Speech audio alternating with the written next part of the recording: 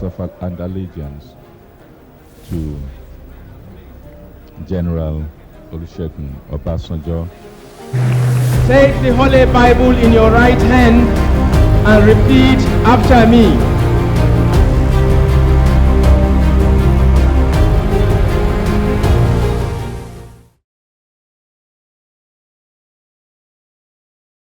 "27 years after the end of military rule, Nigeria's democracy faces a fundamental question. Has it meaningfully changed lives or merely persisted? In this special report, Bayo Olaoye examines the dilemma of a nation confronting the challenges of development. In Ajegunle, a Lagos suburb, daily life is shaped by the buzz of frying akara and the constant hum of generators. A vendor tunes into a local political talk show and hears the host praising Nigeria's democracy. She laughs quietly. Despite 27 years since the soldiers left, her life remains marked by rising kerosene prices and daily elections. But tangible improvement feels distant even as the radio declares progress. Meanwhile, over 15 kilometers away, in Victoria Island's modern offices, a fintech founder secures $3 million in funding. Despite working in luxury, he relies on the same unreliable power as the akara vendor. Both inhabit the same democracy, but while the entrepreneur sees opportunity and progress, the vendor experiences struggle and disappointment. This is Nigeria's Fourth Republic dilemma. Since May 29, 1999, the country has kept the military at bay through democratic elections and leadership transitions. Yet, for millions, like the woman frying akara, democracy has become a process without palpable improvement, a promise stuck in the cycle of repetition.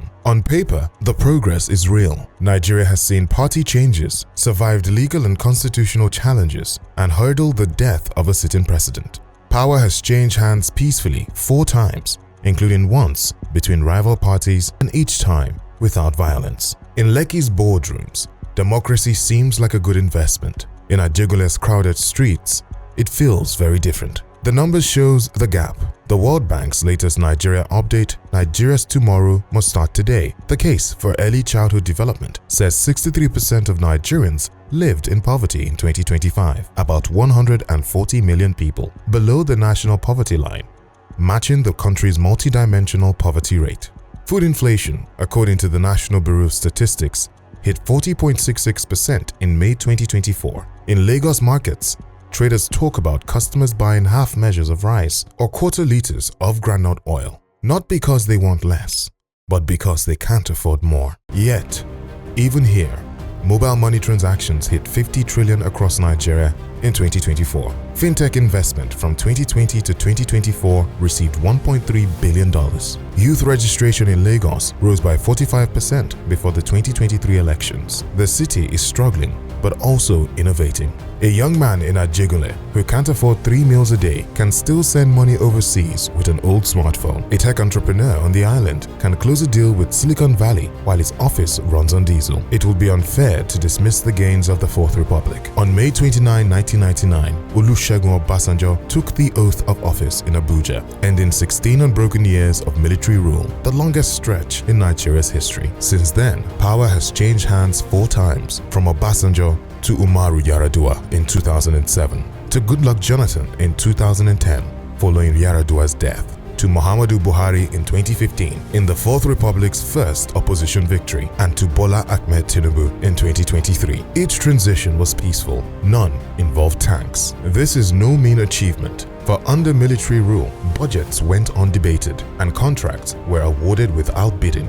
There was no Economic and Financial Crimes Commission, no Independent Corrupt Practices Commission, no Freedom of Information Act. The military tried and failed to impose a self-serving political economy. The institutional infrastructure has thickened, nowhere more visibly than in Lagos. Since 1999, Nigeria's telecommunications sector has grown from near 0 subscribers to more than 160 million active mobile lines. Lagos alone now hosts over 50 radio and 15 television stations, a striking contrast to the single private radio frequency permitted under General Ibrahim Babangida. On any given morning, the city's airwaves carry arguments about policy, corruption, and rights that would have been unthinkable 2 decades ago. The 2005 banking consolidation, painful and politically risky, cleared the system of fragile institutions. Foreign investment grew. The country's information technology sector particularly its fintech ecosystem, anchored in Lagos, is now the largest in Africa, producing unicorns just like from across the world.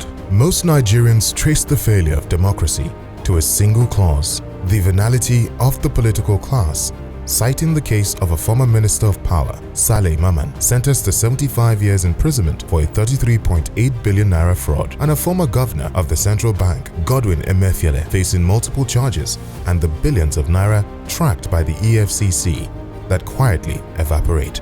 They complained of recovery agreements that never result in prison sentences. Each government, they argued, seemed worse than the other. Lastly, adding that corruption, insecurity, and nepotism has held us back. The economic data support this frustration. When Buhari took office in 2015, the naira traded around 197 naira to the dollars. Under Tinubu's floating exchange rate policy, the rate has plunged past 1,300 naira. The anti-corruption architecture on paper is formidable. Nigeria has the EFCC, the ICPC, the Code of Conduct Bureau, and a federal whistleblower policy. Nigeria has one of the best anti-corrupt structures in the world, yet corruption thrives. According to some Nigerians, the EFCC goes after those who have already looted. They never prevent it. The wound runs deeper, rooted in the country's distorted federalism. Nigeria is a federation in name only. Abuja controls policing, human resources, railways, aviation, and almost every lever of economic policy. States survive on monthly federal allocations rather than internally generated revenue. Lagos generates more internally than any state. Its IGR has hit a record in 2026, yet it still depends on federal allocations for roughly 30% of the budget. When the center sneezes, every state catches a cold. Calls for restructuring, for state police, fiscal federalism, and the devolution of powers have grown louder over the years. None has translated into constitutional reality. The 2014 National Conference, convened by the then President Jonathan, produced more than 600 recommendations. Not one was implemented. While it has been convenient to blame Nigeria's failure on its political class, a growing number of observers now argue that the problem runs deeper into the attitude and choices of ordinary citizens. As Nigeria stands at this critical juncture, the way forward depends on whether both the leaders and the people can transform hope into tangible change, ensuring that democracy delivers not just survival, but genuine progress for all. The citizens are equally guilty when you go to the door of the elite to ask for favors, not in the interest of the masses. What do you expect? Politicians know you have a price. They wait until the twilight of election, give you your rice and palliatives, and disappear for another 4 years.